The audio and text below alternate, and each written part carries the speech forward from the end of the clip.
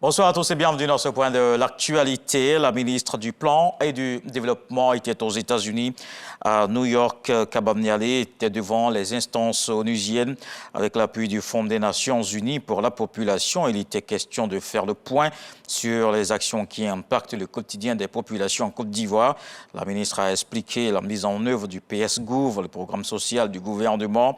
Et elle s'est aussi prononcée sur les mécanismes mis en place en matière d'autonomisation de la femme.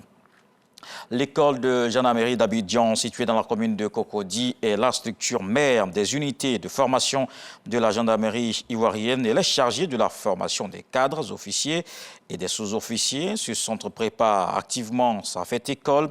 Elle sera marquée par la double cérémonie de baptême et de prestation de serment de la 46e promotion d'élèves officiers et la 60e promotion d'élèves sous-officiers. Notre reporter Abou Sanogo a fait une immersion au sein de cet établissement. On suivra son reportage à 20 h.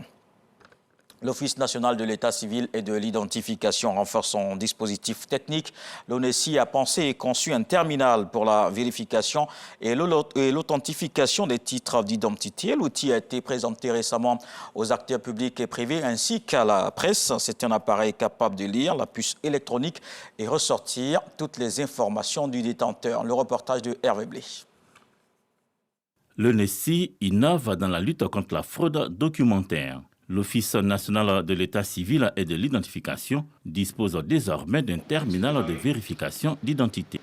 Dès qu'on fixe démarrer, l'appareil nous demande un numéro CAN. Ça se trouve en bas à droite de la carte d'identité. Dès qu'on finit de rentrer le numéro, on scanne la carte.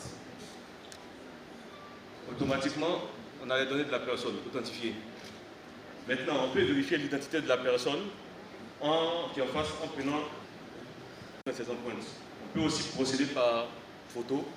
Le terminal de vérification d'identité vient renforcer la sécurité numérique des cartes de séjour et cartes nationales d'identité, des titres d'identité produits par l'ONESI.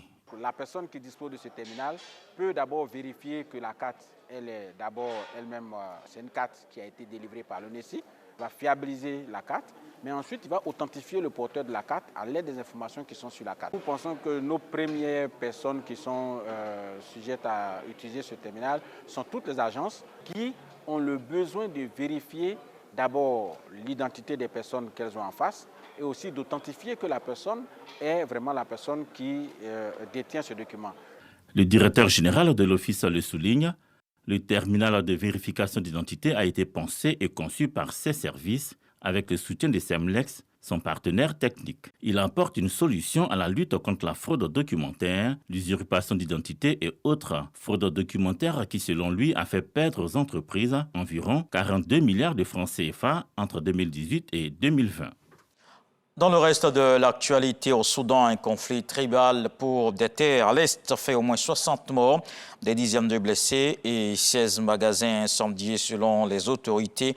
Les tribus Aoussa et Barti s'affrontent depuis lundi pour la possession de certaines terres.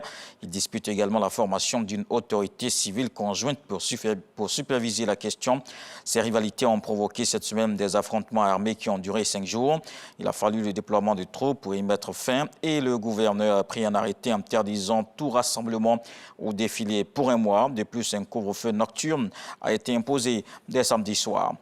En Afrique du Sud, l'ANC a annoncé la mort de Gessi Duarte à l'âge de 68 ans. Elle était un pilier du parti au pouvoir, nommé secrétaire général en mai 2021 avant de se mettre en retrait en novembre pour soigner un cancer. Gessi Duarte a servi son pays et son parti en occupant le poste d'ambassadrice au Mozambique entre 1999 et 2003. Militante de longue date, elle fut aussi l'assistante personnelle de Nelson Mandela. On termine avec la guerre en Ukraine qui se poursuit et les frappes russes qui se multiplient sur les zones urbaines, loin des lignes de front. Kiev affirme qu'une quarantaine de personnes sont décédées au cours des 3 derniers jours dans ces bombardements. Il faut intensifier les opérations militaires dans le Donbass. C'est le message adressé par Sergueï Shoigu au cours d'un déplacement auprès des soldats impliqués dans l'offensive. C'est donc la fin de la pause opérationnelle décrétée il y a 8 jours par Vladimir Poutine. On se retrouve à 20 h pour la grande édition.